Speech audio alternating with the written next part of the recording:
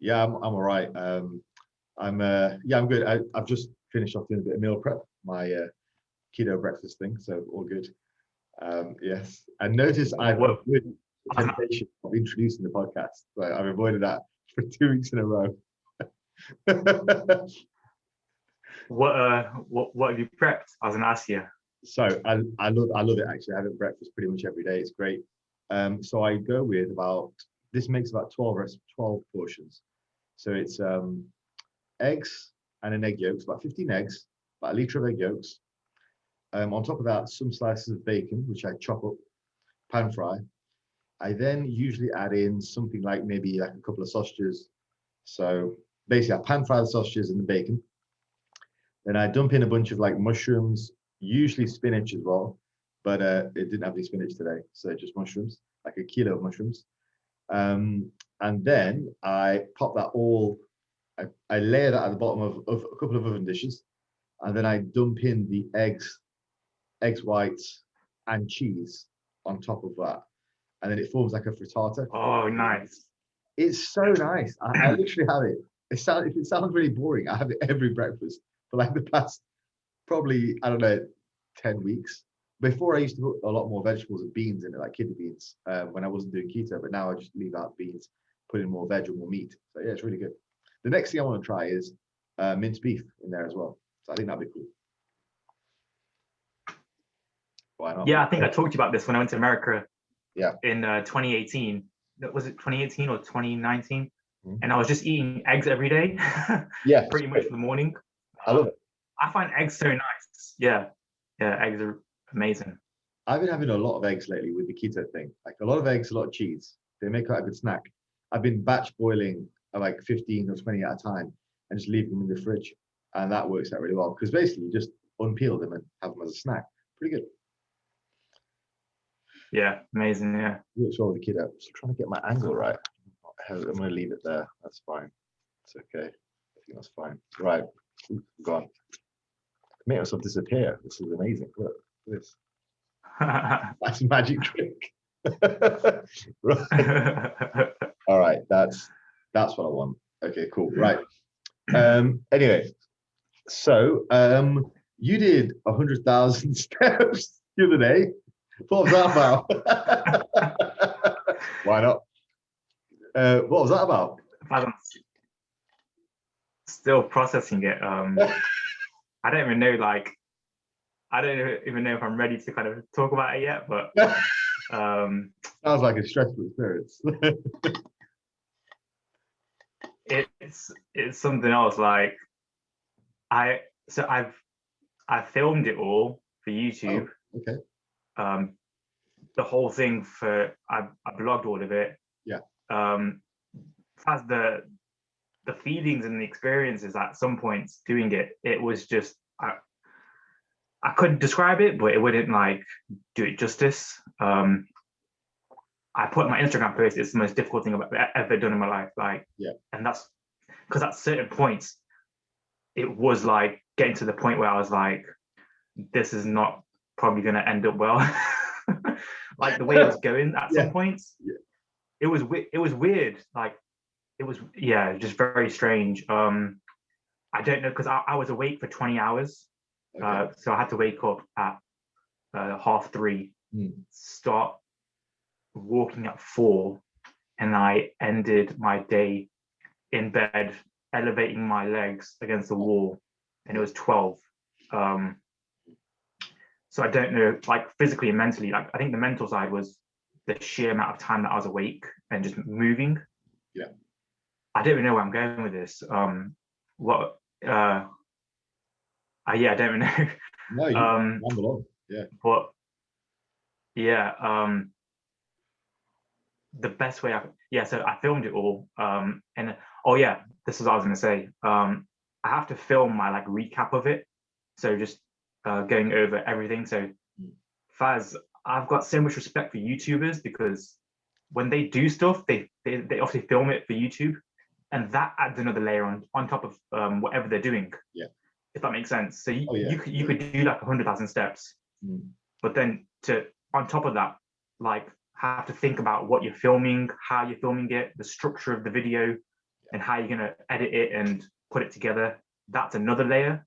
And then I tracked my food on top of that. So that's like another layer. I accounted for all my food, like literally everything that went in my mouth. I tracked it on my MyFitnessPal. So yeah. I think Jeff Nippard said like 5 minutes of footage is like 4 hours of work or something like that. It's insane.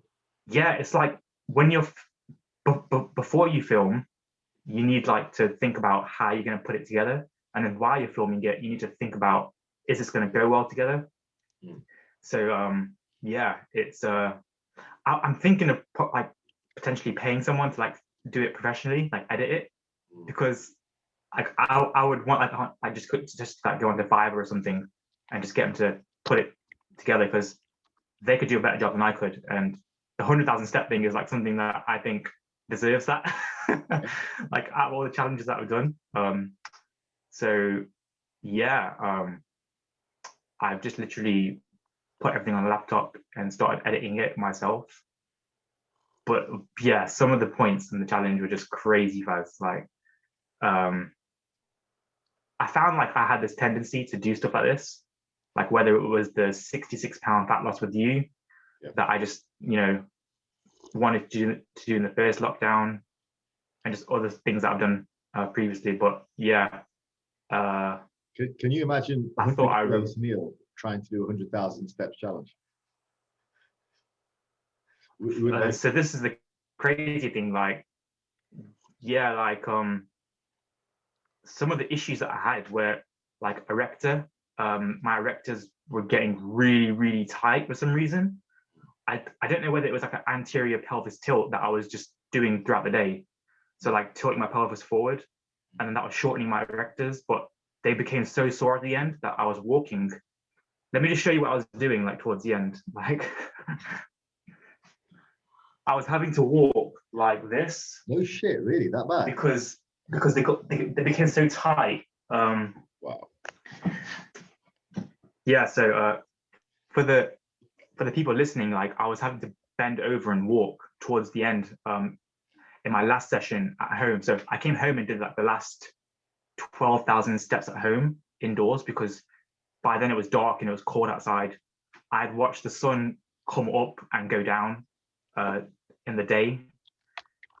And the least amount of issues that I had were with my feet and my ankles, which is surprising, but they did become very sore towards the end. And I woke up today like feeling rather okay, but I was expecting it to be a lot worse today, but it's not as bad as I thought it was. But yeah, hip flexors as well.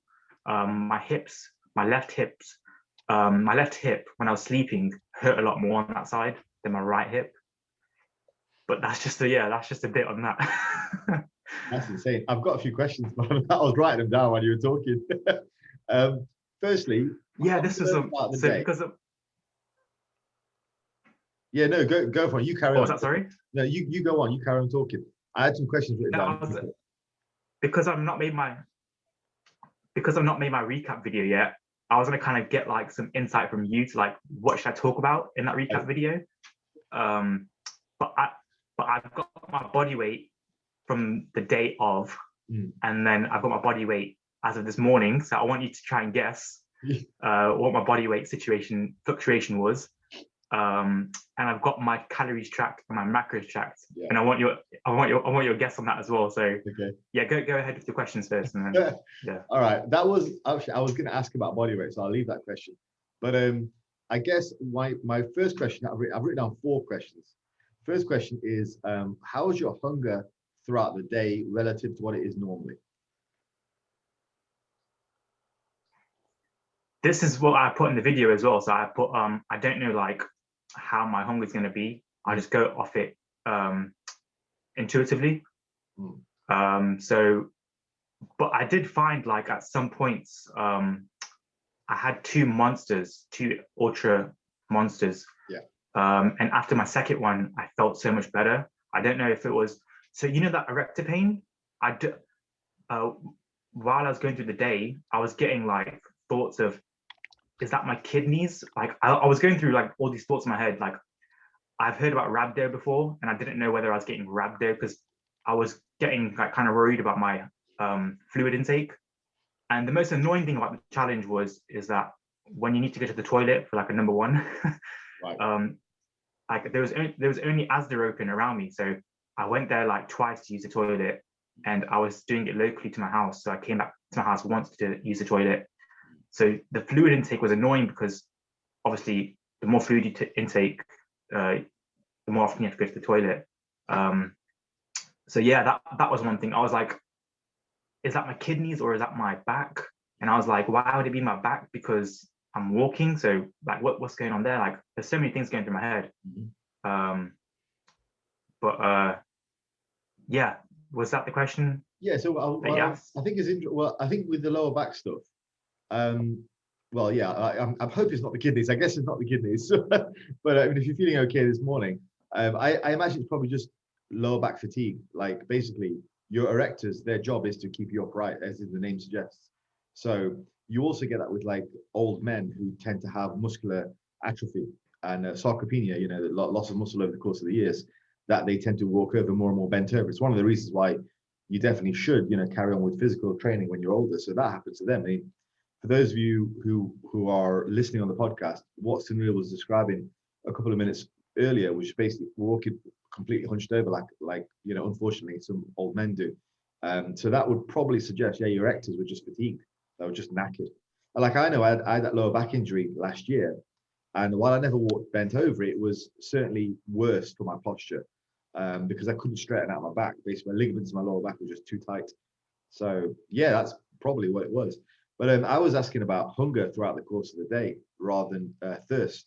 Did you find yourself like a lot more hungry, or just if you give me a brief, because I know you're going to cover it more in your video. Sorry, yeah, that was the question I just remembered. So just to get onto that point, I don't know whether it was like the mental fatigue, just to try and keep me awake to eat more food, like if that makes sense. Yeah. But I didn't feel like the growling stomach in my stomach, or like the hunger in my stomach. But I felt like when I ate, I did feel better. So yeah, but I was trying to. So I did pack my first meal to go, which was meal 2. So I had meal 1 at home, meal 2 in the backpack. I finished outside. Then I had to go to Asda and buy like little snacks, and then just like try to find foods, like cardboard foods, so like the Rice Krispie treats and stuff. Just like something convenient to eat quickly. I couldn't really take fresh food. I did take some fruit out, but I thought it's probably better just to take the cardboard carbs out of me. So yeah, so that's what I did. And yeah, I finished my day on some peanut butter pancakes with some frozen fruit, which got me past the last stage. But yeah, I did feel the food helped a lot. I think I could have got away with more food, but I kept it conservative. Yeah, nice. Yeah, so yeah, that was on that. Yeah. Funny you mentioned, you know, about the snacks and all that kind of stuff. I read something recently from this guy called Victor Black, who's like this. He's a coach who specializes in PEDs, you know, performance enhancing drugs. But he was talking about special forces training, and that there's a potential benefit to be fat adapted before you go in for special forces training, so that when you do go on these extreme sort of like training measures or missions or whatever they do, I don't know, I'm not going to pretend I understand it, that, you know, if you go without food for a long period of time, your body can actually tap into fat stores, and you get less of that transition, you know, because in the initial transition can be quite harsh to go from being, you know, regular to fat adapted. So they purposely put them through a fat adaptation phase, so that they're better able to do that. So that may help with energy levels. So I think for yourself, the fact that you accomplished 100,000 steps in the space of a day probably points to the fact that you benefited from being fat adapted because of all the dieting you did last year, the PSMF that we did and all that stuff. I was thinking of taking a jar of peanut butter with me, right? But the amount of calories in that jar scared me, so I didn't take it. I didn't take it. Yeah. Okay, I was thinking as well when you said about the monster which gave you a lot of energy. I think with that, there's probably, we know that caffeine increases fat mobilization. So probably what that did alongside the fat adaptation was it mobilized your fat stores in your bloodstream to get them to be burnt off. So you actually gave you some energy. So, I mean, you get the caffeine, obviously the fatigue boost is one thing, blocking adenosine is another, was one thing, which causes you to feel less fatigue. It causes you to feel less of the pain that you're in, basically, your body's in. But also the other thing was maybe increased fat mobilization, which give you quick energy, possibly. Oh, okay, nice. Yeah, I had my first one at 7, and then my second one I think was at 3. So yeah, that was, and then I had some water throughout. But yeah, I tried the Green Monster Ultra Paradise, and there's a funny story on that in the video. So yeah, when it comes out, you can watch that. All right. Yeah. By 3 o'clock, how many steps have you done? Oh God, if you go onto my Instagram, I posted all the info from the numbers on the app, so you can have a look there. We need to link this because people are going to want to watch this. Okay, yeah. Yeah. So yeah, it's on my Instagram if you wanted to go onto there. I can't remember exactly. I think it was probably around maybe your Instagram right now. One sec. And I'll show. Yeah, because I posted like the activity of the day on top of the total amount. So wait a second, where am I looking? The stories? No, there's a post, my latest post. Yeah, I've got your latest post. Oh, there's slide, sorry. Yep. Yeah. Hold on. I will show the screen and let's see what we've got. Share screen. All right, so this was the first, just to show everyone that there was a genuine 100,000 steps done here, just over that actually. Bear in mind, just for perspective, people, like most people struggle to get 10,000 steps. So 100,000 is 10 times that amount. So just to put that into perspective, and I'm sure no one is recommending doing this, but that is a staggering feat. So no, yeah, there we go. I do not recommend this. Burnt 3,000 calories. That's literally on top of your daily. So you probably were in a deficit. You probably were on a TDE that day of probably close to 6,000, I'd say. Maybe judging by how much you've been eating recently. Yeah, but you'd be 6,000 because your maintenance is roughly 3. Here we go. So by 3 p.m. you were at, are we gonna have to add all this up? Oh, I won't show it. No, it's okay. 30, 1, 2. I took photos as well. I think you were at about 50,000 by the looks of it, by 3 p.m. Yeah, about 50,000. So basically about halfway through. I was just wondering, I was just asking a question because I thought that may, you know what I was saying about the caffeine and fat mobilization, that makes more sense if you were further along because you got a bigger boost on the second one rather than the first one. The first one, you didn't really need it. You just needed the caffeine to wake you up. But with the second one, you really kind of needed it. So yeah, that makes sense. Yeah, it was probably like near halfway, I think, because I remember like 4 p.m. was like my kind of mark of like 12 hours into it, because I remember that I was like 4 to 4 will be 12 hours. So I think it was around halfway. The one stage, oh yeah, a quick story about the step counter face. I was worried that it wouldn't show 100,000 because I was looking at it and I was like, how is it going to fit 6 figures onto the clock, the watch face? And I was like, is it going to do that? So luckily it did. So I wonder if fit it onto it. I wonder if you'll get a message from the company just asking if you're okay. That would be funny. Yeah, so that would be really funny. So yeah, the one stage that I remember very vividly was 84,000, and that was where like all these thoughts and stuff started going through my head. I was walking and having to stop and like bend over and then take a few seconds, and then get upright again, start walking, and then I had to keep doing that until I got home. And that's when it started to like kick in, which was that was something else. That was like another stage, another level. If you look at the graph of the 100,000 step thing, you can see like in the morning it's quite low, and then it goes high in the middle of the day, and then it drops back off again. And then you can see exactly where I'm talking about, because the number of steps just like there. Can you see like towards 8 o'clock? Yeah. It just drops off, and then yeah, and then the last little stage of bars, you can see like how low that is compared to everywhere else. That's where it freaking got insane. You can probably see where you had your monster as well, because roughly about that time you ramped up the steps quite a lot, and you nailed about 15,000 just continuously. Yeah, and because I was walking locally, I freaking ran out of like ideas of where to walk. So I was just doing laps of like the same route, which was getting really like fatiguing on my mental as well. And then I, towards the end, like Baz, my music and podcasts were annoying me. Right.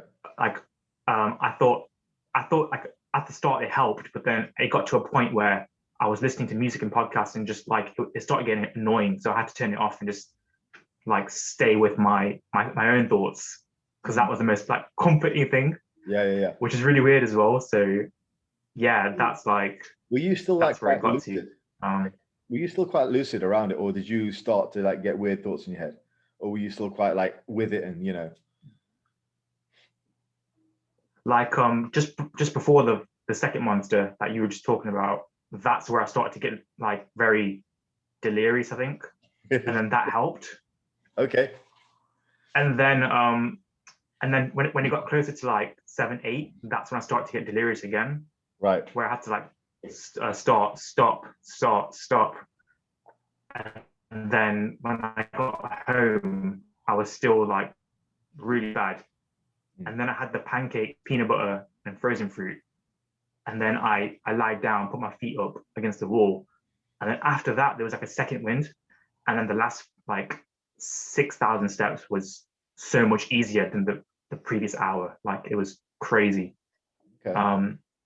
So yeah, some of those parts of the day were just like undescribable, really.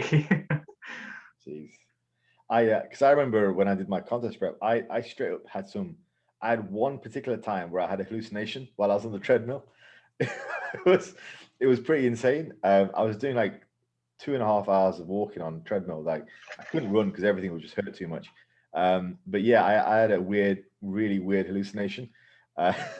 So that's why I was asking about whether you was going to lucid or not. I wanted to know what were your family's thoughts on what you were doing? Dude, this is so funny because like I don't know if you noticed, but like in the week I was posting my 20,000 steps daily. Yep. On my story, and I was sticking to like a consistent routine of like going out around 9 a.m. to 10 p.m. and then coming back home like around 12ish, I would say. And I think my mum got used to that. She was like, oh yeah, Sunil's gonna go out and do this at this time, come back at this time. And then on this day, yesterday, I went out at 6, 7. Yeah. And I didn't come back home till like 12 or 1. And then I got a missed call during that time saying, where are you? Is it you're right. Right? I was getting worried. And then I got another missed call in the evening, like, are you still out? Are you still walking?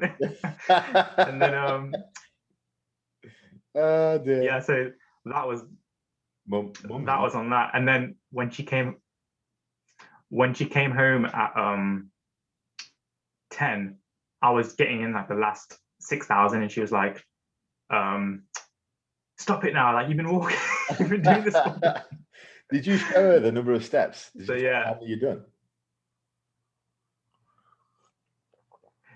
No, when she called me in the morning, the first missed call, I called her back and she was like, oh, I was getting worried. And I was like, Mom, I'm doing a step challenge. Like, and that was it. I left it at that. yeah.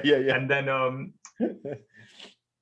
Funnily enough, my uncle, my mama, which is my mom's brother, I saw him out doing his ruck because he's currently doing his fat loss phase, and he was like, oh yeah, he's like asking me like about questions and some advice on his fat loss phase, and I saw him out doing his ruck while I was doing mine. So it was a funny day. That's really awesome. Funny. So you asked me about body weight. I'm torn, right, between thinking it's either gone down because you just depleted a bunch of glycogen, or it's up because you're probably inflamed as fuck. And knowing you, I'm gonna guess it's up slightly. That's what I'm gonna guess, but you don't have to tell me now because people can tune into your podcast, tune into your video. But I'm gonna guess it's slightly up. Mike, at least close on the mark with my. Do you want to? What? Do you want to do calories and macros first, and then go for a a body weight guess? Oh, I've gone. I'm out of focus. Yeah, let's do that. So, hold on. Kind of disappeared here. What's going on? How do I fix that? Take that out. Yes, it's gone out of focus. It's weird. Hold on. Let's see if we can fix this. Put it down here. Can help. Well, so much for this new camera. I was seeing its praises like 5 minutes ago. Piece of crap. I don't really know what to do with this now. How do you fix this? Has it all gone out of focus? Yeah, let me see if I can take the background off.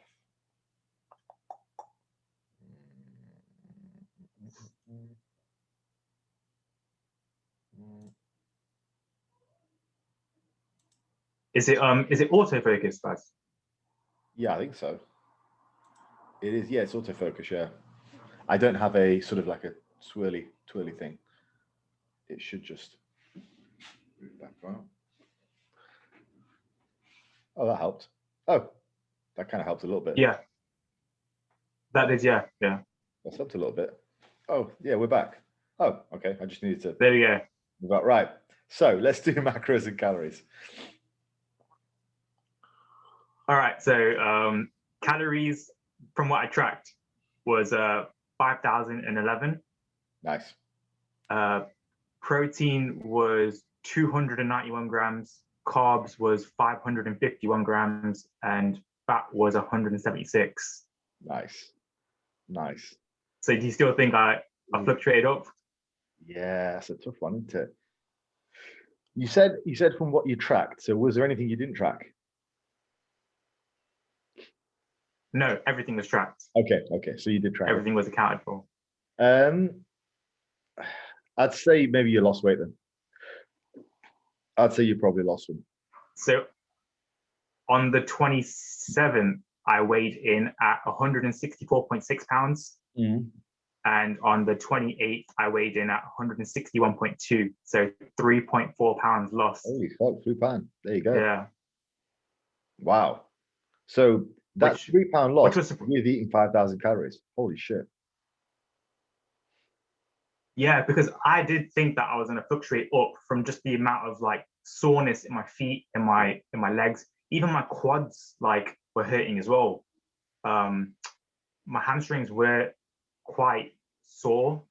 My hips, obviously. My glutes didn't really I didn't really feel my glutes at all. But it was more like the feet just swollen. And but I did feel like I was losing water throughout the day, just when I was going to the toilet. So yeah, that was all the data, and I'll release that as well on Instagram either today or tomorrow when I get around to it. But yeah, and I love Faz like tracking, like even though it was annoying to do like throughout the day, I'm so glad that I did it, and like I really love tracking stuff like this and like all the numbers and the metrics. I don't know if that's like my neurotic kind of behavior, but I'm saying I just wanted to know, like, yeah, I don't know if that's like a trait of like people like us, where we love crunching the numbers and just seeing what the numbers do, even though it's annoying. Yeah, I think it's because you're trying to like figure stuff out, like figure out, you're trying to get feedback on yourself. You're trying to figure out what's going on with your body. I think that probably is quite normal with people, people like us. So if, I'm quite a data nerd. Like I'm the same with my business as well. I'm a data nerd. So I think there's probably an element to that because it's getting feedback on yourself. So you mentioned as well, like paying for it. So paying someone to put together a video, because it's a pretty insane thing. Like, would you go ahead and pay for it then? So, or like, what have you seen any quotes? Have you looked around? Have you Googled it and stuff? Because that could make for a pretty awesome video. Yeah, so I know like YouTubers have got video editors that put their videos together and stuff, which would be like a lot better than what I could do. So I might have to look up on like Fiverr or something and just see like if there's someone that would do like a YouTube edit. Because if there was ever one that I would like pay for a service for, it will be this one up to now, just to make like just to do it justice for like like the for what was done. So yeah, I wanted to touch on something else as well, like because we are very similar in like personality and like through our experiences. Do you find like, I don't know what it is, but like with our traits and personalities, like when we put ourselves through this, even with like Goggins, this is why I relate so much to him and like what he says. When we put ourselves through like stuff like this, which is just crazy, but we get like some sense of like gratification out of it and like pleasure, some weird kind of pleasure out of it. Like, what's your experience with that? Because like you just said, like with your last prep, you put yourself through that experience on the treadmill. Like, do you like? I don't know if people can relate to this, or if there's like a small population of people that can relate to that. But it's not something that I would want to put myself through, but I did, and it was worth it. Do you get what I mean? I think you can relate to that. I don't know. Yeah, I mean, I think it's a tough one. I think there's, now that I'm a bit older, I'd say there's probably pros and cons. And I think that's where you've got to have the ability to sort of check yourself, as it were, and make sure what you're doing is actually harming yourself. Because if you go full bore, throw your feet into an activity, then and you might look over some of the negatives. As long as what you're doing is healthy and you're checking yourself, again, data helps, then I think is a good thing. But what I'll say is, I wrote a lot about this in my newsletter recently. Plug for that. And it goes out every Friday. It's very cool. So sign up on my website. But basically, this idea that for true happiness, you should be obsessed about something. Like, I think it's very, very important in life, because this was something that I started off writing about this with a story of my old powerlifting coach back in like 2005. But we were lifting. It's a guy called Janelle Singh, and he was a bit of a local sort of hero in the community. Your mum might know him, or your father might know him, So do you know who the guy is? Baz, is that he's passed on. I think he might go to my gym. I'm not too sure. Yeah, he's passed on now. His son is he the son's powerlifts. Oh no. Sorry. Yeah. His son powerlifts. No, it's not him. Yeah, super guy, really nice guy. God bless his soul, But basically, back in 2005, we were training together. He had heard about me around the Derby area, kind of because I was one of the very few powerlifters there who was actually doing some, pretty good lifts. So I was pretty hot shit at the time. Like, I thought I was anyway. My numbers were pretty good. I started lifting equipped, and so he wanted to help me get used to the equipment. So the first day I went to squat with him, I was squatting. I was like a 270 kilo equipped squatter at the time. My raw squat was over 220. And I thought I was hot shit, So I remember squatting for him, and I squatted up to 260 in my suit. I was like, I went off the platform thinking I was awesome. And he spoke to me in like broken English, and he said, "Your squat is very bad." So my form was terrible. But anyway, we started working together, and I would just turn up and train and whatnot. He was a really nice guy. But one day he pulled me to one side. This is where I'm going with the story. One day he pulled me to one side and he said to me, "Fahim, do you take any supplements?"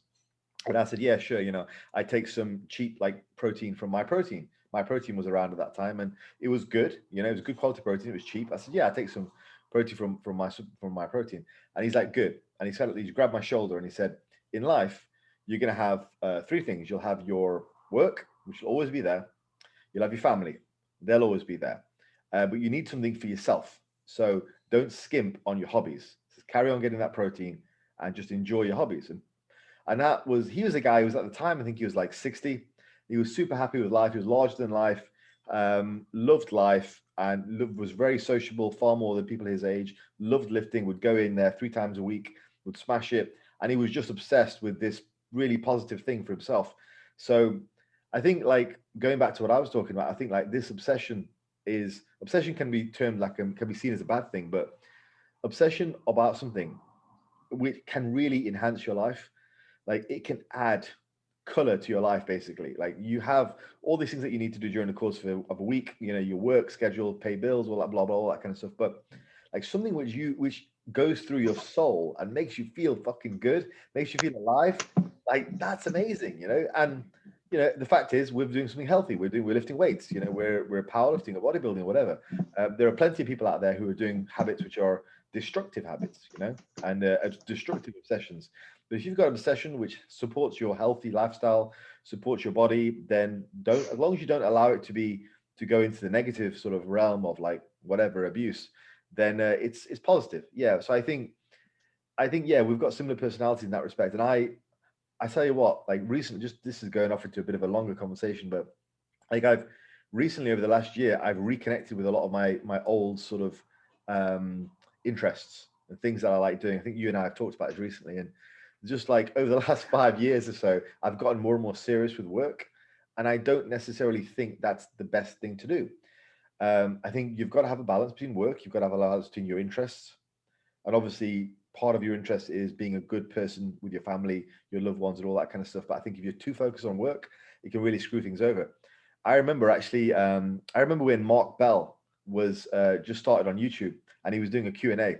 And I messaged him a question because I'd gotten a job which was like an 1.5-hour commute away. It was a really good job. It's good for my career, my previous career. And I said to him, look, Mark, what am I going to do? Because my training is going really well. And at the time, I was a pretty decent lifter at the time. This was before I reached my absolute peak of strength, but I was pretty decent, you know. And I said, look, Mark, what am I going to do? This is going to affect my my training. And he said to me, first of all, sack your job off, just focus on your training. And then he said, what you can do is perhaps do like a 2-day-a-week routine. And he helped me with that, because at the time I was training a little bit like Westside. And but looking back, he was right. Like, I should have just sacked off the job. I shouldn't have bothered with it.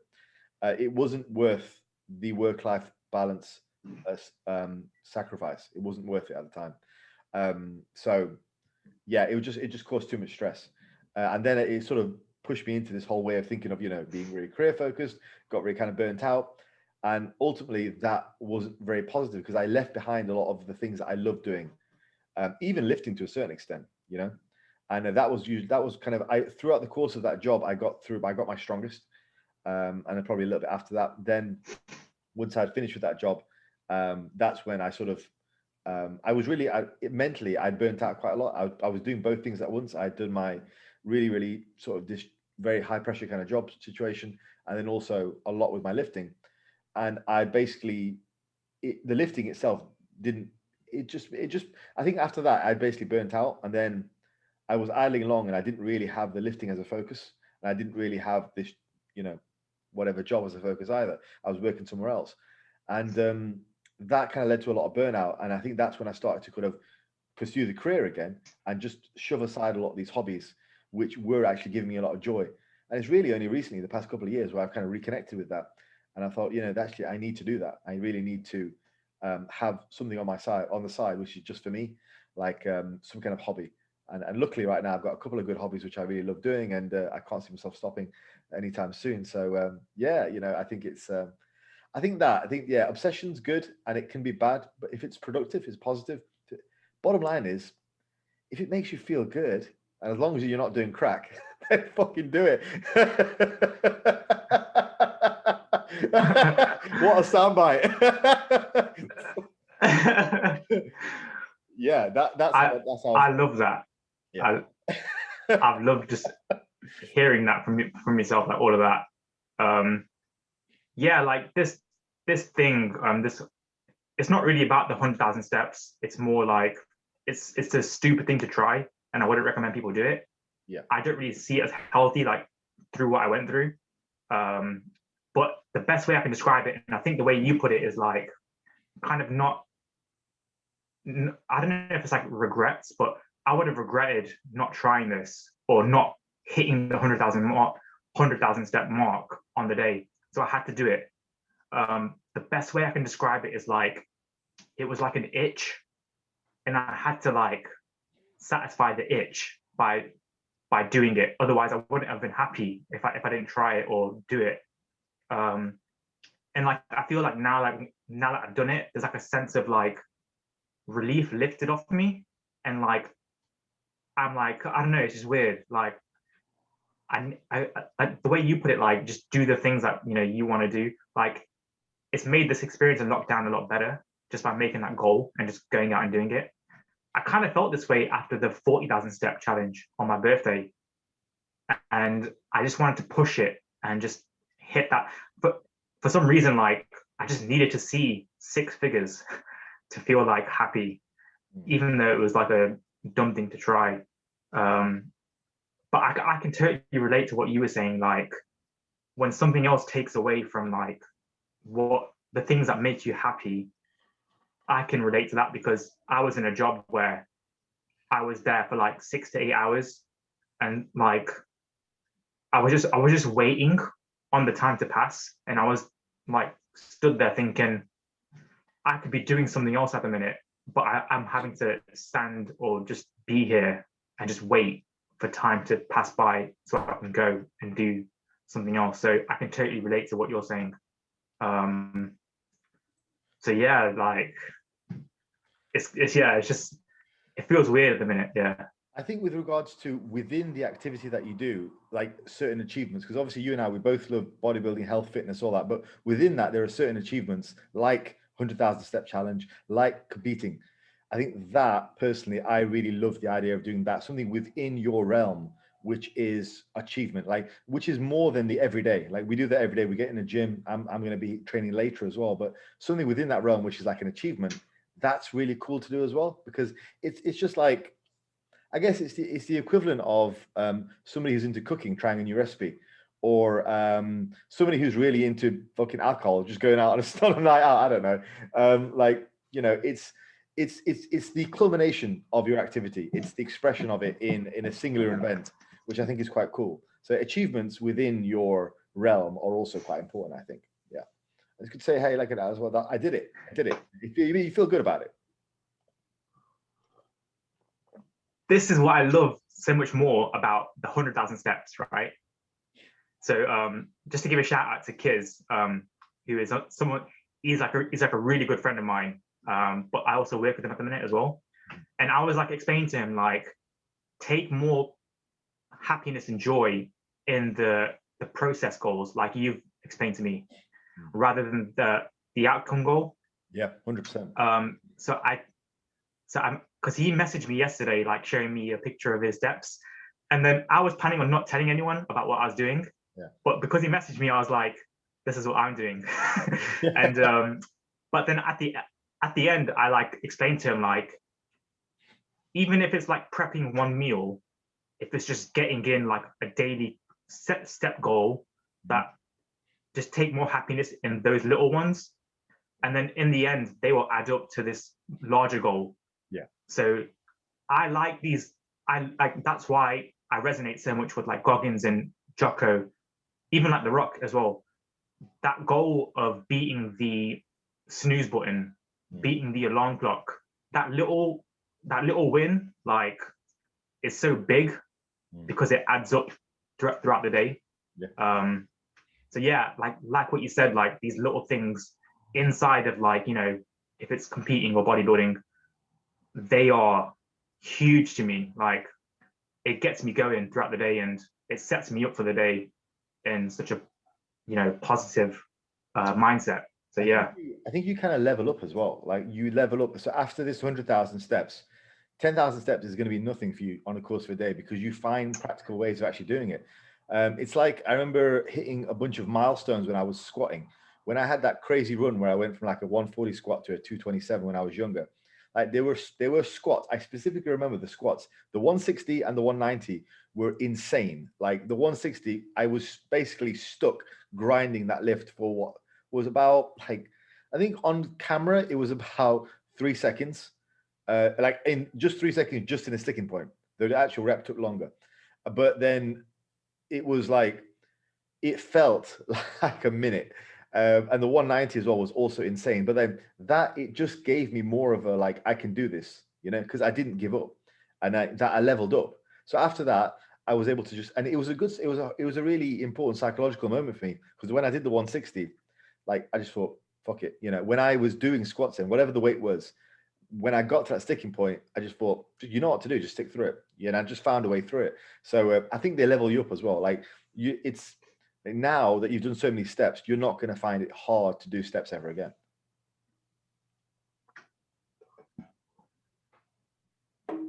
Definitely. If you've like ever failed a lift, yeah, and then you've come back to it and done it, that's huge as well. Like I remember when I worked up to my 200 kg deadlift, and I failed it, I think once or twice, and I was like, am I ever going to do this? And it's like, when you do it, it's amazing, because it's like, you know, you have that thought in your head, in the back of your head, like, can I do this? But then when you prove to yourself you can do it, it's like, that first time you do that, then why can't you do that for like 220, 240, 260? yeah. Because you've done it the first time. It's not so much about the number, it's about getting past that experience of that doubt in your head. Yes. And when you prove it to yourself, it's like, yeah, you just take off, don't you? Yeah. I was going to say, yeah, it's not the number per se, that it's the feeling that you overcome. It's the fear you overcome. It's the sticking point. Like, a lot of mental stuff happens in the sticking point. Like, I've seen people hit a sticking point and just give up, and I'm like, what are you doing? You know, but they don't have the practice to be able to say, okay, they don't have that. They haven't built up, like you were saying, they haven't built up those wins to those successes. They've encountered it and then they fail. And then, you know, if you do that and you kind of give up in the gym based on what, you know, relative to what your plan is, not saying everyone should train to failure, but like, if you give up relative to your plan, then that, I think that seeps into other areas of life as well. And like, you know, something's hard, you just think, well, maybe I'm not going to do that. And I think the more that you can have these little wins, they do seep over into other areas of your life. They make you able to dig in more. They give you more confidence. You know, they have a spring in your, they put a spring in your step. And like, I know I'm happier when I'm a better family man. I'm a better, you know, whatever. When I am happy in myself, and I'm happy in myself when I'm fulfilling my soul due to my hobbies, like of lifting and whatever. So yeah, I think it all plays a big role. I think, again, going back to that work-life balance, I think it really bigs you up. Yeah, good topic. Yeah, I love the mindset talk and like the psychological aspect of like sports psychology and stuff like that. I really enjoy that stuff. I wanted to switch gears a little bit though, and I've got a couple of bits written down, so this might go into a part 2 when I edit it. But so, question is, have you ever had any weird requests in your DM? Never requests. No. That's a surprise, really. Well, you've got all that to look forward to, dude. There are a lot of weird people out there. So I've had quite a few over the years, and I used to get more when I was posting up more videos of myself. Like, I don't post up that much of me anymore, but I did post up a video of me lifting a few days ago, right? And I got the weird request off on DMs. So I used to get like a ton of like weird stuff, like, you know, like really weird stuff, like underwear and that kind of stuff, or opportunities to do stuff which I just didn't really like. So this one I got was some guy wanted to wax me. So I was like, okay, that's interesting. So he said, dude, I've got a weird request. He goes, I've got a request for you, I'll pay you. And I was like, because I thought it was a coaching inquiry. So I just said, hey, what's up, pal? And he said, oh, I want to wax you and I'll pay you. I just very politely said, no, thank you, goodbye, kind of thing. And then he just kept going on and on. He was like, can we negotiate a price, blah, blah, blah, all that kind of stuff. But it was really weird. So I was curious if you had anything like that. No, never like that. What was it, like a legit profile? Like, do you think it was like a fake profile, or? Well, I looked into his profile because, you know, you get curious, right? You're like, I wasn't curious about doing it, but Yeah. you're curious who the hell this guy is, right? And there was messages from Yeah. loads of people who were talking about, you know, waxing themselves for free or getting paid to do so. So people are out there like legit going to this guy and he's paying them to get waxed. I thought it was kind of strange, not something that I'd like to do. You know, I think it's kind of weird. There you go. So yeah, apparently he was legit. And he was like, apparently he was legit and based in London. So there you go. Oh, because I've heard like of guys wanting to pay for used underwear and stuff. Like I've heard of that. Yeah. But I guess there are a lot of things like other than that people will pay for, I guess. I've had the underwear thing before. Yeah. I've been asked to do that. I've refused. But yeah, I've had that before. Yeah. There you go. I think, as I think you've got all that to look forward to. Just keep putting up pictures of yourself, and trust me, they will come. So I might have to invest into OnlyFans. yeah, that's it. That's apparently the way to be. Multiple The way forward. Yes. Yeah. Have you heard the stories about like some of the people that start one up and they quit their jobs? And yep. I mean, it could potentially be the way forward. People doing.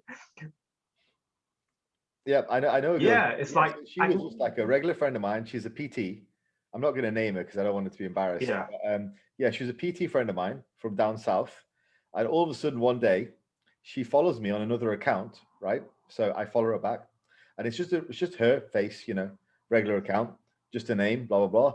And as I follow over the next couple of weeks, just basically butt, ass, tits. And I'm like, whoa, what's going on here?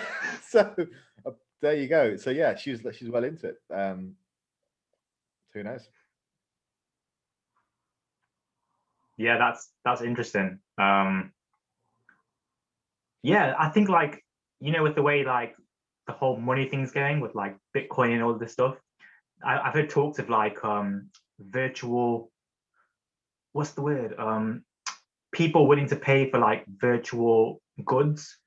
So say if you're playing a game, you can create a market within the game for people to purchase stuff for that world, which makes so like creating is it like I'm not really good with like economics and stuff, but there's like a chance to create revenue within like these kind of goods, which is really I mean it could get tapped into really well. I mean, if people are willing to pay for stuff like this rather than like physical goods, like it's interesting to think about stuff like that. So yeah, there's a market for stuff like this. There's a market. There is, yeah. Yeah, God. Yeah. I mean, what we do is kind of digital work in a sense, you know. So yeah, there's definitely a market for it. I think, yeah, I think goods and services are very important. But I think people have always managed to monetize like services and whatnot. But now it's just moving online, so it's just kind of it's broadening out to the whole world. So like, you know, I've got some clients in America and stuff like that. It's pretty, you know, it's pretty broad. So yeah, it's interesting. Yeah, monetizing, doing stuff, entertainment, really, isn't it? I was on that note. That's what I was going to say. Exactly. Yeah. I was going to say I was considering moving the podcast to BitChute as well. BitChute is it's kind of like YouTube, but it's a different platform based on like YouTube. I got the inspiration from that More Plates, More Dates guy. So I watch his stuff. I quite like his stuff, and he's pretty cool. Derek. Yeah, Derek. Sup, guys? So that guy. So I was thinking he's on BitChute as well. So I was thinking moving, because all it would be is just uploading these podcasts to BitChute as well as YouTube. So I'm considering doing that as well as TikTok, but I don't know. We'll see. Just more platforms. But, yeah. So yeah, weird request in DM. Other thing I wanted to talk about was something that Menno said on the podcast, which I had him on. He was talking about how he thinks, he's rightfully so, he identified coaches lying on Instagram, particularly about like cheat meals and how it's quite dishonest. And I thought that was a really good point, because it's something that I think you and I have talked about before as well. People, some coaches in particular, there are a few that I've got in my mind in particular who tend to be very disingenuous, just basically flat out lie and give the wrong impression about the types of foods they're eating on Instagram. So, like for example, one guy might post up, a weekly cheat meal to say, hey, what a diet I'm on. I'm able to, eat a burger, eat fries, eat this, eat that, and I'm still able to lose weight. And so people who don't really know what the situation is would look at that and go, wow, he's such a great coach. He's able to do this with magic, and he's able to have a cheat meal. I want to learn the secrets. How can I have a cheat meal every week? How can I eat this every day? All that kind of stuff. And then a lot of the time, the reality is, if it's so you and I would know that if it's a cheat meal every week or whatever, or a cheat day or whatever, they're probably being pretty damn restrictive for the rest of the week. The rest of the week is probably just hardcore, like chicken, veg, maybe some rice, all that kind of stuff. Or if they're having a very flexible dieting schedule where they're eating this crap every day, not crap, that's a bit unfair, but if they're eating stuff like this every day, then odds are they don't have a very high appetite. So there's always a balance. And I think it's disingenuous to people who are listening and watching these people to go, oh, wow, he's able to do this every day. Maybe he can teach me the secrets. And these coaches actually use that as kind of a selling technique. Or, they've got a really, really high maintenance intake. Perhaps their maintenance is something like 3,500. I mean, I know a guy, in Derby whose maintenance when he was younger was literally 5,000 calories. He could eat pretty much whatever he wanted to, So, yeah, he did a lot of walking. Shout out to Tom, by the way, if he's listening. But he's less now, he's older, just because he's less active. But when he was younger, he did a lot of walking. But anyway, so I think it's disingenuous, because you're basically using the coach is then using that to sell his coaching, when it's either a combination of his metabolism being a hell of a lot higher, or his general appetite being lower than most people's, or the fact that he's very restricted during the course of the week and he has a blowout once a week on a weekend, which is really disordered eating patterns. So essentially what he's doing is he's selling his coaching based on his disorder or his natural gift towards having a reduced appetite or a higher maintenance intake, which I think is disingenuous to the average dieter out there who's looking to lose weight and has probably tried all these measures before and has failed. So there's another one for them to fail at. So yeah, I think it's disingenuous and just lying basically.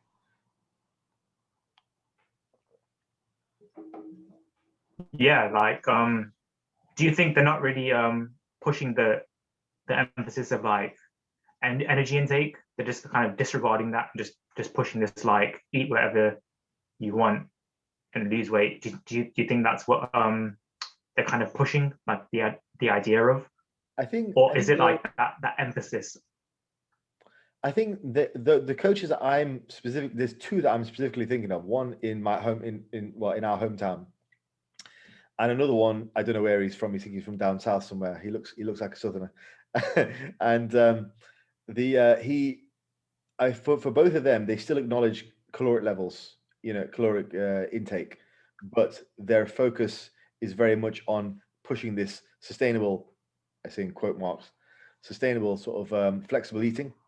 But the reality is what they're doing is they're just promoting an approach which isn't going to satisfy most people's hunger, but which does look glamorous. So it's an easy sell. Like it's an easy sell. Like, hey guys, I still acknowledge calories in versus calories out. You hire me. I'll show you the secrets of how you can eat this, chocolate pops every single day and lose weight. It's like, that's cool. Maybe you can do it within your calories. But again, your genetic propensity towards a higher metabolism or high workload or low appetite, or the other possibility is you may well just be on a very restrictive diet for the course of the week, and this is your once a week weekend binge, basically. So I think it's a combination of, it's explained by some of them definitely have got disordered eating patterns, and they're basically got bulimia. So they have a week of restriction followed by a weekend blowout, which is essentially a medical disorder there, or they have a very high metabolism and they've never really had any issues with dropping body fat. A lot of them then support that with pictures of themselves as fat, off-season pictures, like, oh, look at all this fat that I dropped. But the reality is they actually had to force feed themselves to get up to that point. So losing it is really a little bit easier than Karen, who works in accounts, who's 50 pounds overweight and has the activity level of a slug, like options for her are probably not going to include this highly flexible diet or this weekend binge, because that's probably what led her to be in that position in the first place. And I think giving that reality can be a harder sell, but ultimately it's what produces results. And when you've got another guy on Instagram who's smiling, holding his pizza up and saying, hey, flexible eating, Karen, you can do this as well, hire me as a coach. That's where I think it borders the line between really stretching the truth and coming across as either disingenuous or just flat out lying. Menno called it lying. So I would probably, he's the expert, I would probably defer to him on that. But yeah, I think it's lying. And I think it's very disingenuous, but it's used to sell coaching. Not to go off on like a tangent, pull this back, Baz, however fast you want, but through my experience with like dieting and stuff, because I think that you and me are well traveled. We've traveled outside of the England and the UK, and we visited.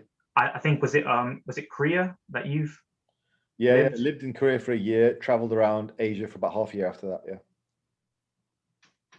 So you've experienced like other cultures and their kind of approach. So this is what I'm taking away from like dieting and like the Western mindset and approach to diets. And this, like, I think we've touched on this before in previous podcasts, of like identifying yourself with a diet, and it's becoming quite religious. And that kind of like, you know, mindset of like, if you're not doing something a certain way, then you're not this, like you're not plant-based, you're not vegan if you're doing this and that. So it's like you're quite restricting yourself to like one approach, where it's like it's becoming, that's what I'm identifying. Like my relationship with diets previously were unhealthy because I thought I had to do it this way. There was these rules to dieting that I had to follow, and I'm just hating the approach that, you know, like the Western world is approaching diets. Like I'm really despising it like now, like after all my experience. And I'm finding like these rules and restrictions that we're creating around food are just stupid, like really stupid, the best way I can put it. And I don't know whether your time in like Korea kind of showed you another aspect of like how they approach food there. I was wondering like how you found your experience there. That was something I wanted to ask you actually, just in general. But yeah, because like I think in the Western world we're having this like, I don't know if you can call it an epidemic, but you're seeing these rates rise and rise year after year. I think in 2025 we're expected to see like even higher rates of what's currently happening with obesity. But I'm wondering, is it the mindset that we're approaching like with diets and like these rules that we're putting in place for people? I don't know. Yeah, just to throw it back without going off on a tangent. Yeah. I think, well, you know what? There's a few points that I wrote down while you were saying that, but the last point I'm going to... just to keep it quick, because I know, yeah. Okay, firstly, I want to say this, like, approach variety. There's one thing. I'll make this point, and the next point might be a bit of a tangent, but firstly, it's harder to sell a variety of approaches. It's harder to, like, if I tomorrow set myself up as the keto guy, right? I'm the keto guy in Derby. If you want to do keto, come to me, right? I've got a hook. I've got a thing. It's a lot easier to sell that. And I think this is where coaches move towards that. And then they border on being disingenuous or outright lies, because they become, I'm the flexible guy. I'm the flexible coach. And then to support the fact that they've said they're the flexible coach, they have to then start pushing the agenda of, I'm the flexible coach. Here's my pizza. And it's a Wednesday afternoon. Like, cool. And again, some of these approaches, they tend to be quite, sexy. It's the weekend. I'm going to have X, Y, and Z approach.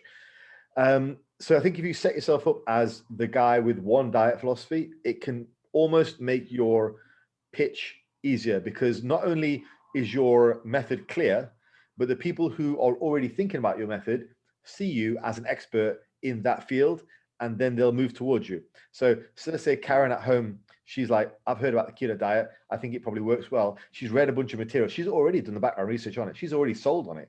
All she's looking for now is somebody who's actually going to tell her how to do it. So she's like, oh, Faz is the keto guy now, so I'm going to hire him. Or, it can work for any range of things. I think there's that. It's supportive on both sides. So like Karen not only is seeing me as an authority, but it's almost like the diet has already, I don't have to sell the diet. The diet's already sold itself. Like she's already read up on keto. She's already read up. She's all these buzzwords. She's read up on flexible dieting. She's read up on intuitive eating. You know, back in the day, it used to be people reading up on meal plans, like, and they were sold on them. So you just look at a guy online who's selling meal plans. You go, oh, wow, he's the guy. He's got the knowledge, because you're already sold on the concept. So it's like my work would be halfway done. It's a lot harder to get a client. What I do these days is basically I work out the approach that works for the client. So, you know, is it going to be macros? Is it going to be a meal plan? And if it is going to be one of those, what types of leanings do we have? You work with them for a while, then you figure it out. Actually, on another side note, it's kind of one of my pet peeves. It's like this whole idea of personalization, and you can't really personalize when you first meet somebody. And like this whole idea that I'm going to give you a personalized plan, it's like, how much can you personalize someone who you've just met? Like you've literally just fucking met them. You know nothing about them. Like, yeah, sure, you're going to write them a plan, but like, there's going to be no personalization. Like when you and I first started working together, I didn't know you like I know you now. I didn't know your dietary habits. I didn't know anything about you. So you don't have a, you know, there's personalization to the point of, yeah, sure, we're going to fit it around your schedule, how many days a week you can train, who you are, perhaps some background information you've given me. But that's not true personalization. You know, true personalization comes from knowing someone's habits, knowing someone's eating patterns and all that kind of stuff. So yeah, I think approach variety, it's harder to sell. It's easier to sell if you make yourself one approach. And the last thing you said, which was really interesting, and it's something that I've been meaning to do a whole podcast on. We can touch on it a bit now. It's a really good topic. Is you talked about the mindset of diet of the Western world with regards to dieting and these fads. One thing that I've seen a bit of a shift towards in the mainstream media is a shift towards a calorie approach to a satiety approach. And if you're familiar with the work of Stefan Guyenet, I think I'm getting his name right. He was the guy who was in debate with Gary Torbs on Joe Rogan podcast. Stefan Guyenet does a lot of really great work in this area because he is very much carries in versus carries out, but he focuses. He was in an interview and people were, and it was actually Jeff Nippard asking him about how he would set up a diet. Would he set up something as a flexible diet? Would he even have people counting calories? And Stefan Guyenet, who is the proponent for calories in versus calories out, said he would not have people counting calories straight off the bat. He would actually just limit their food choices and focus on satiety whilst eating what they like. And that was the same thing that Menno said. And it's the approach that I'm starting to work towards as well, because ultimately I feel it's probably a more beneficial approach. And I think over the course of the next 5 or 10 years, that is the approach which the mainstream evidence-based media will move more towards. And that's when we'll see more people looking at food satiety, food choices, and food rules rather than calorie approach or meal plan. Meal plan and the calorie approach have both got their issues. But what is beneficial is having a limited range of foods which aren't going to spike your appetite, which are going to keep you full, and finding out yourself what those foods are. I actually think that's such an important topic. I am going to devote a whole podcast to it. But what I've just said there, I think is crucial for people to understand. And it's going to be something which I predict the diet industry will move towards over the next 5 or 10 years. Yeah, I guess you said that I agree with. In terms of like the rules, like if you see my posts of my Tupperware and like the amount of food I eat, I guess I do have certain beliefs. Like obviously the vegetable intake. I mean, we've experienced this recently with our experiences with our diet. Yeah. And I found like I personally need to push a lot of fiber. I react well to a lot of fiber, a lot of vegetables, a lot of fruit, and obviously the protein. I'm currently going to try like a vegetarian, possibly plant-based approach. But what I found is like I react better to the high vegetable intake with our recent experiences with like keto. But then keto or like that approach with the higher fats might work better for someone else. Yeah. So yeah, I agree with you. I agree with you there. Yeah. Which kind of method do you like? I love eating vegetables. I mean, that's like the foundation of my diet. And I always try and share that. Like, look at how much food I'm eating. It's because vegetables. Like, it's the options. Yeah, I agree with you there. Yeah. I actually wrote down. I love your approach. I love the way that you show people your approach because you go into full detail about what exactly you're eating. You've done multiple whole day eating vlogs now, so there's nothing hiding there. Like you show people exactly what you're eating and how you're able to maintain a lean physique while eating the foods that you do. I really like that. I think that's very positive. Yeah, like the amount of food that I'm able to push and like maintain this like look is through that. That's what I found just works for me. And yeah, that's what I've experienced through my rebound phase as well. Like I'm able to eat like 300 to 400 grams of fruit like in one sitting, and that works well for me. Like as crazy as it sounds, like yeah, everything works well. And I think I mentioned this on the first podcast of like my circadian rhythm was working really well on the like potatoes, carrots, and stuff like that. Yep. So I'm finding like with myself, this is like an approach that works very well for me. And I tried the high fat approach recently, which you'll see on my Instagram and like a little story. It was better than my first attempt at it in 2018, but this approach that I tried now, I'm just finding like I need more vegetables. I need more fruit, and that's what works well for me. So yeah, just to touch on that quickly, but it's interesting finding out what works well for you, and I'm sure you've got the experience to touch on your side as well. Yeah, well, what's interesting is I've kind of gone the opposite direction. So I kind of had the realization, we both did the low carb experiment, and I had the realization actually that because I was pushing vegetables quite heavy, I was pushing up to about 1 kilo.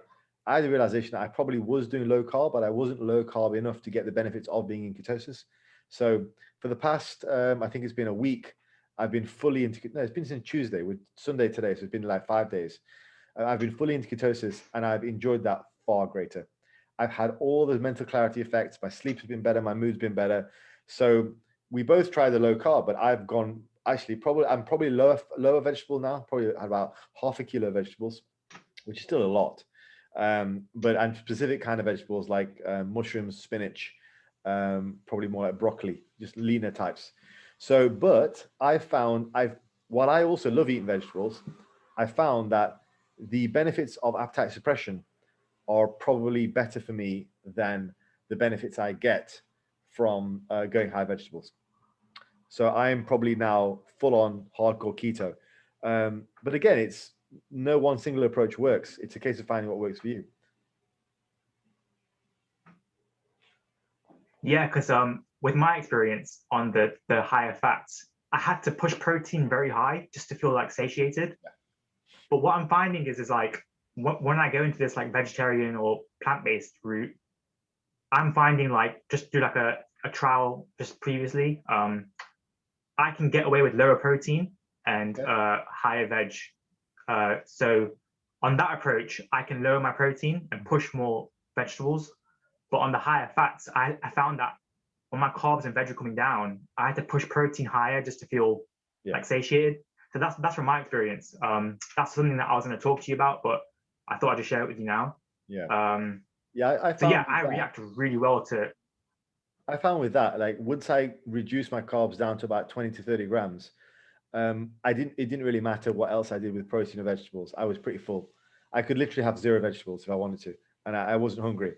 I felt like I did when I was fasting. I just felt no hunger.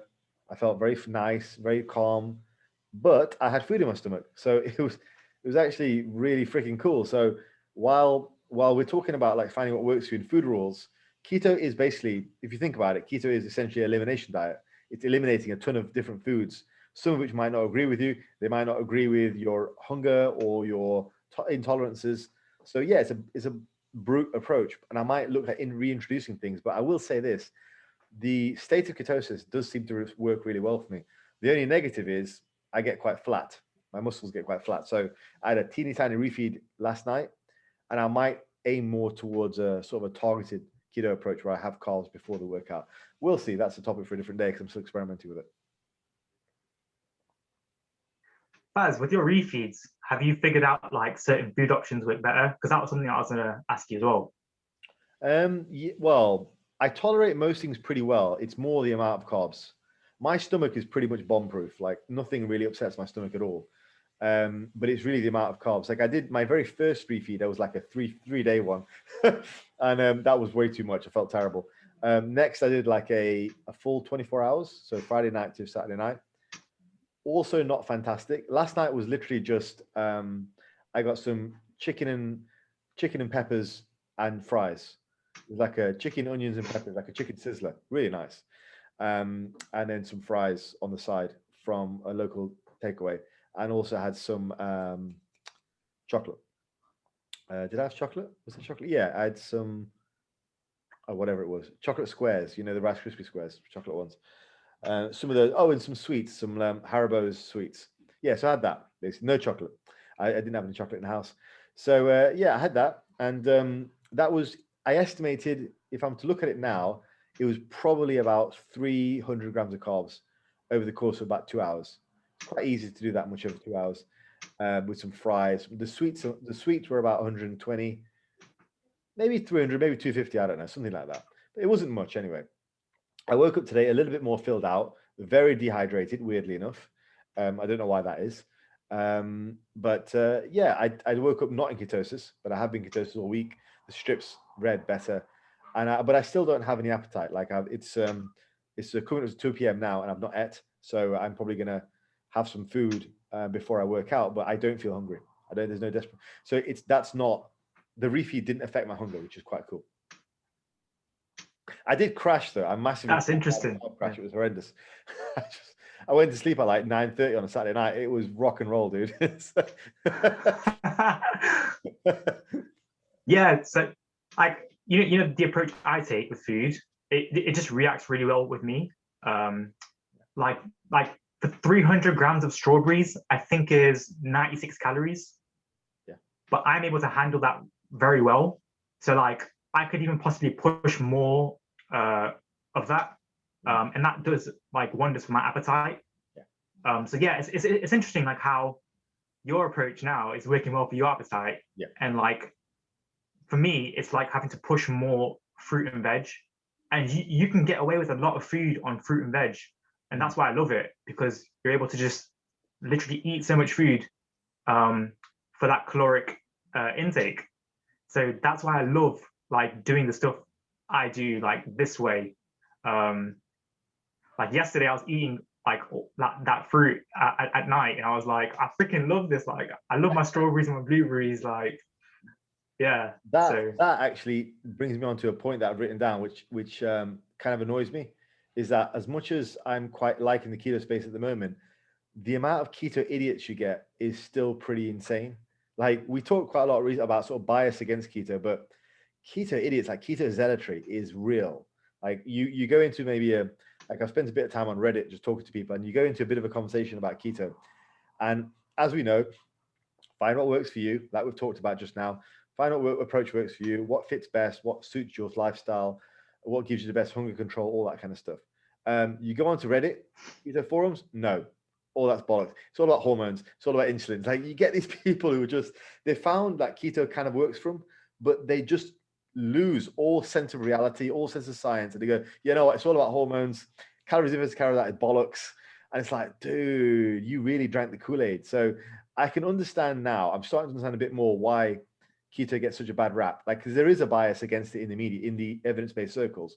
But possibly a lot of that comes from the fact that if you do delve into mainstream keto, it's a fucking cesspool.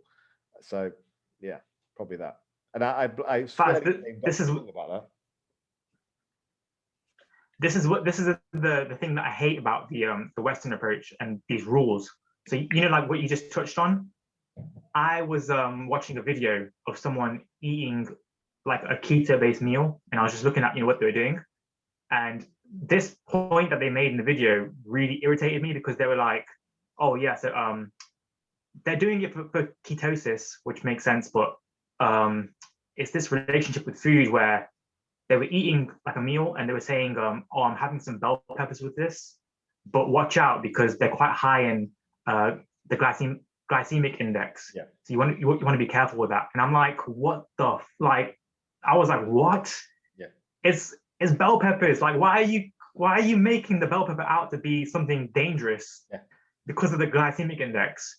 And that's what I hate. That's what I really, really hate. It's like that way you view food. And yeah, like the point I made about 300 to 400 grams of strawberries, like, and then they say, watch out because insulin's a fat storing hormone. And I'm like, that's what I freaking hate so much about this I had this a approach, conversation. just I had a stuff conversation like just that. this morning, right, about a guy who says that Diet Coke is bad for you because it spikes your insulin, and Uh, so that whole chestnut. Um, so, and he was like, yeah, you shouldn't put down people like Jason Fung or whatever, because like they're just giving you free information. They're not selling you anything. And I linked him Jason Fung's member site. I was like, without trying to rub it in his face, I'm like, you're basically wrong about a lot of things in life, but you're really wrong about the fact that he's not trying to sell stuff. He is. He's probably making, I think he's making something like $36,000 per year just from YouTube. That's not even from his member site. So he's fucking rolling in it, right? Because he's selling information. And as you and I know, information selling is basically a large part of content producing, is a large part of what we do. But these people actually sit there and believe that Jason Fung wants to help them for free with all this stuff, and he's just doing it out of the goodness of his heart. He's telling them the truth. He's not, but the reality is he's setting himself up as a juxtaposition to science by saying, you know what, it's insulin's fault. It's not your fault. You're not eating too much. It's insulin's fault. And he's got himself a hook. It's not, he won't be the first person in history to go down as putting himself in a polar extreme to the rest of society and making a living off that, because he will draw people in. Like, it's not your fault. It's insulin's fault. So that is kind of what annoys me about the whole keto crowd. And like you were saying, this zealotry, people are now even demonizing Diet Coke, for fuck's sake. I mean, what the hell? So yeah, all the science, by the way, for anyone listening who is worried about that, because I have actually had these questions before, all the science on Diet Coke is perfectly positive.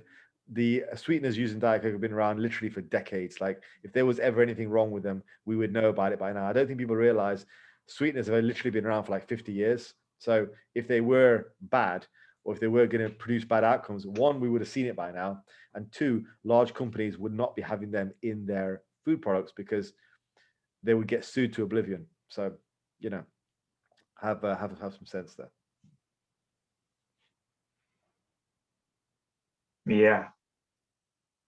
yeah, I don't know what else to add, but that was something that I came across, and I was like, what the hell? Bell peppers, watch out, because they're high in glycemic index. Insane. Crazy.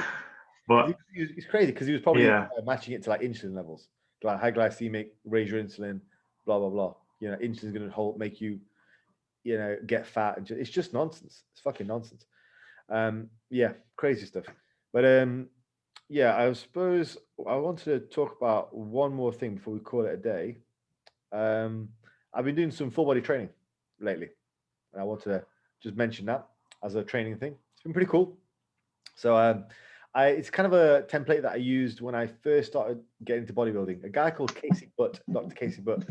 I talked to him about it. He kind of gave me the scoop on how to do that. If you look him up online, you can see he has some information about full body training. But I really like it. Like, I've been doing it for a few months now. I really like it. And it's kind of what I've been doing since as early as 2008, I think it is. And so it's pretty critical, but I do it from a bodybuilding standpoint. I think the way that I set it up is different from the way that people understand how it's done. So the way that I've seen like Jeff Nippard and Eric Helm set it up is I don't like that approach, because essentially what they do is they have people lifting heavy every single day. So they have squats, deadlifts, front squats maybe. So every day you're hitting your lower body structure hard. And I think that doesn't take into account the idea that the human body has different recovery rates for different structures. So muscles recover super fast, ligaments recover very, very slow. So ligament might take like a week to recover fully. So basically what happens is, as soon as when you're doing some squats, you get a slight deformity in the ligament basically. And it becomes harder to do that exact movement pattern over and over again, unless you're built like, some famous powerlifters. But for us normal people, you get a slight deformity of the ligaments, which takes about a week to recover. Ligaments just heal faster. Now, as you know, you can train a muscle group multiple times within a week. As many times you can train every day if you want. Muscles recover very, very fast. And the more advanced you are, the faster they recover. It's the ligaments that produce a lot of the soreness, that produce a lot of the enhanced need to actually recover. So that way, basically, if you're doing something heavy every single day, like squats, deadlifts, and then leg press, for example, across the course of the week, 3 days, Monday, Wednesday, Friday, you're continuously stressing the ligaments. So you're going to be handicapped by the amount of volume you can do because of your ligaments. Your ligaments will cap your volume load. And as we know, volume is quite important. So the way that I do things, I think I was up to 24 sets per muscle group per week over the course, which is quite relatively high. And I was comfortably doing that. It was 24, pretty high. I was comfortably doing that because I structured the workouts in a way which allowed me to have heavy days, light days, medium days, and light days. So then my ligaments were allowing myself to recover. Yes. Yeah, it works really well. And that's kind of my approach. So yeah, I've been doing 4 full body days per week. Recovery is absolutely A-okay. I just finished a block, I think 3 or 4 loading weeks, 1 light week where I lifted basically at high intensity. You probably saw my video on Instagram where I did a few lifts, which were just for 5s. That was kind of the culmination of that block. And I'm going to run another high volume block starting today for another 3 weeks, culminating another week where I hit some big 5s. And that's it. So that approach I really like, and it feels great. How would you advise to approach warm-ups as for a full body, since you're training pretty much, I don't know, how would you class full body? Would you class it as a few muscle groups a day or quite a lot of muscle groups a day? And how would you approach warming up when you move on to a new exercise? Or would you do like a full warm-up at the start? I don't do any full warm-ups. I generally view full body training as one from all 5 categories for me, which is some kind of squat, some kind of deadlift, some kind of horizontal press, like a bench press, some kind of upper body pull, and some kind of overhead press. So for me, those are the big 5. You've got to have something in there. And maybe not an overhead press, because oftentimes I'll do like laterals and upright rows, but something for the shoulders. But the 5 big areas: leg extension, hip extension, horizontal pushing, horizontal pulling, or vertical pulling, both pulling basically, and then vertical pushing, basically overhead, front, back, legs, and backside. So 5 categories, and basically I'll have, to begin with, I'll always do some kind of lower body move, like a squat for me tends to be the big one, or if it's a light day, like a leg extension. Mainly because if you squat, pretty much everything's going to get warmed up. Like I found, if I was starting with a bench press, I need the squat to get my everything warmed up, because once I've squatted, I'm actually quite warm in the upper body as well. So I generally go for the squatting movements, the bench movements, and then the deadlifting movements. Sometimes even squat, deadlift, and then bench. It's how I used to powerlift. We all used to do that. It was like 4 days a week, squat, bench, deadlift, or variations of.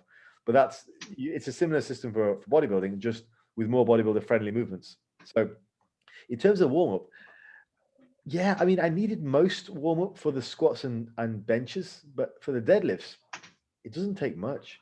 I guess maybe I'm not really lifting that heavy right now, so perhaps that's part of it. Like with the bench press, I warm up with the bar, then 60, 80, 100, and then I do my work sets after that. Currently right now about 110. So it's not that crazy heavy weight that I need a great deal of warm-ups, but I'll probably still do like 3 or 4. Other thing I do though is I time my rest periods. I'm quite strict on timing rest periods, and that for me works very, very well. There seems to be like a current sort of focus against timing rest periods. I know that Matt Jansen has talked about it, and so has Steve Hall from Revive Stronger, about this whole quality of effort kind of thing. But I find that to be nonsense, to be honest. Like, I think for the most part, I think you should be fairly strict with your rest periods. All I do is I time them to make sure I'm not going crazy high on the rest period time, because if I start using longer and longer rest periods, then how am I progressing? Am I progressing because I'm resting longer, or am I progressing because so I'm less fatigued, or am I progressing because I'm actually getting bigger and stronger? So that just doesn't seem to make any sense to me. Like, I think you should control rest periods for the most part, unless you're doing a very low volume routine, maybe. I don't know. But if you're doing high volume, then why not? Essentially, a rest period is just, like a rest day. Like you're training Monday and training Wednesday. That's just a long rest period, really. So it doesn't make sense to say, well, don't time your rest periods. So yeah, so I do that, which basically keeps the weight down. So it allows me it keeps the weight down for me. So that's why I'm only benching 110 right now. Like if I was to do a top set of 5, for example, then it'd probably be a bit more than that, maybe 120. But yeah, so I think with that, I don't need as much warm up because I'm not going after top sets of 5. I'm going after what I can do as a block of 5, 5, 5. So I kind of view it more as a block of 15, really. It's the heavy days, I'll do like a 2-minute rest period, and I'll usually superset some things. So it'll be like a bench superset with a bench press, or the bench with a squat, or something like that. And then the lighter days is only 1-minute rest period. So I might superset there as well. But again, it's quite lightweight, and there's a reason for that. So I don't want to be hitting absolute maximum singles and fives. I just want to be in a building phase. Like if you're demonstrating your strength, sure, go up to like your max sets of 5, max sets of 10. But if you're building it, you can build strength tremendously well. And it's worked very well for me in the past. You know, I personally, for me, I find it protects you against injury. If you time your work and you keep the weight down, but you're still able to progress. Like as an example, like if I took my bench press right now for 110 for 555 with 2 minutes rest, if I took that from 110 to say 130 over the course of the next 6 months, I mean, do you think I'd grow? Probably would, right? So, you know, that's worked for me in the past as well. So, I mean, I remember when I did this when I was a lot younger in 2007, I think I peaked a 150 bench off doing 110 for 8s. Yeah, I did 110 for 888 with Wow. 1 minute rest. And that got me a 150 bench. So it's not like you can't build strength. I find it really silly when people say like you can't build strength on higher reps or high workload. It's like, well, of course you can. It's not, you know, it's like the if it fits your macros argument. It's like, well, you can't lose body fat if your macros are like low protein or high fat or whatever, or whatever, you know. It's like, yeah, of course you can, just as long as you have your calories in check. It's like as long as you're training, as long as you're working yourself hard, you're going to adapt. I mean, the body's far cleverer than that. Just because I'm doing 3 sets with 2 minutes rest or 1 minute rest like I used to do, rather than something else, it's neither here nor there. But yeah, currently right now for the heavy days doing sets of 5. I might move to sets of 5 with 1 minute rest in between, which will lower the weight but increase the density. I might do that, and it will just, again, it safeguard me because it will lower the weight used, but I can still build strength on that. And I think that's what people don't understand. It's like a lot of these techniques I used when I was midway through my powerlifting career, which helped me to protect me against injury, because I was very injury conscious. I just tore my hamstring. And so this stuff that I do now, again, it's because of my age, I'm able to get a lot stronger. I can pretty much guarantee once I get my bench from 110 to about 120, 125 for sets of 5 with 2 minutes rest, I'll easily be a 140 bencher. Those goals I set for myself would be not a problem. And the same with the squat, same with the deadlift. So yeah, I think density of work is something which people, it's not really very well studied. But it's a concept which I've used lots over the years. But anyway, that was just a quick sort of, there on full body. Yeah, just 2 more points for myself, because I find that really interesting from what you said. Yeah, I find like the more skillful you are at certain movements, the less time it takes to warm up. So like for myself, I'm kind of built to deadlift. I think I've got long arms, short torso. So for me, like the deadlift, very, very short to warm up with, if anything at all, like with warm-ups. I wanted to talk to you about, because I've been doing like the DUP setup with biceps at home, and also myo reps. So I wanted to kind of see, like, because I've been doing myo reps with shoulder work. So, you know, like with certain exercises like lateral raises, even like with biceps, when you progress through the dumbbell rack, it can be more difficult because of the jumps. And then you find like when you take one jump, it might be more difficult to add on reps. So I was wondering, like with myo reps, have you found certain exercises to be better for that kind of intensity work or intensity? The myo reps approach is kind of similar to what I do on a light day. So I'll do like 3 sets of 15, just very, very, very short rest periods. Not quite as short as the myo reps. And myo reps is about 20 seconds in between. But then I also follow up with higher reps on the subsequent sets. So what I give up in the very short rest periods, I have like 60-second rest period, and I have much, much higher reps, like 15, 15, 15. So I like the approach. I think it's the way that Borger sets it up. He has it like quite high reps for the first initial activation set. And I think you're probably better off doing stuff where you're able to fail safely, because the fatigue can build up quite heavily. I only ever do that stuff with isolation exercises, but any kind of safe machine exercises are probably a good idea. But yeah, it's a good way of doing things. You know, it really is. Like I found building strength on that approach to be perfectly reasonable, because you're getting, again, it's like I was saying, you're condensing a lot of work into a short space of time. You're going to get stronger on that. It's a good way of doing things. It's not something that I would overlook if I was trying to vary my own light day. So it's something I would consider. I will say I find it to be quite a stressful approach though, because like it's a lot of work. Like you're reaching a lot of failure points. So yeah, I'm not sure if Borga has you going absolutely to failure. I think he maybe goes you going to failure once, but I do know like the Dante's approach, the Dante Trudel dog crap approach, his is quite similar, and it's again rest pause. But I do know that rest pause in general is quite extreme. Like I'll give you an example. One of my old training partners came to train with me in 2020, and he hadn't trained for a few months, and basically he gave himself rhabdo in the workout because we were doing rest pause. Oh shit. Yeah, no, he had to go to hospital. It was pretty fucked up. Like his arms went all black and shit. Like it was pretty messed up. So doctors were like, "Yeah, you really overdid it." But yeah, we just did some rest pause sets, and he hadn't trained for like 6 months or something. So he came in the gym, pushed himself hard, doing rest pause. So it's a very stressful form of training. It's not to be underestimated. Like obviously for you and me, we're trained. So it's not going to have that effect, but just be wary. Like it can cause a lot of fatigue buildup. It is stressful relative to single sets because you're extending the set out. So yeah, it's a good way of doing things. Yeah, and it probably work quite well with isolation exercise, like you're asking, side laterals, curls. I just tend to have very high repetition numbers. So if I'm like right now on my cable stack at home, I'm on the first cable stack and well, second technically on the cable stack. The first is like built in. Second cable stack for my barbell for my cable curls, and I've got right the way up to 3 sets of 15. I probably should hit that this week, and then I'll be able to put it up to 2, and I'll probably drop down in reps to like maybe 12s or 10s or even as low as 8s. So yeah, with isolation and Maya reps, yeah, just higher rep ranges work very, very well because you're not going to see progress that much. Yeah, cool. Yeah, so yeah, that was it for me. Pretty much what I just wanted to ask about your experience with that full body. Yeah, I say we wrap it up here because I'm getting pretty hungry now, and I figure it's 2 o'clock. I better go train as well.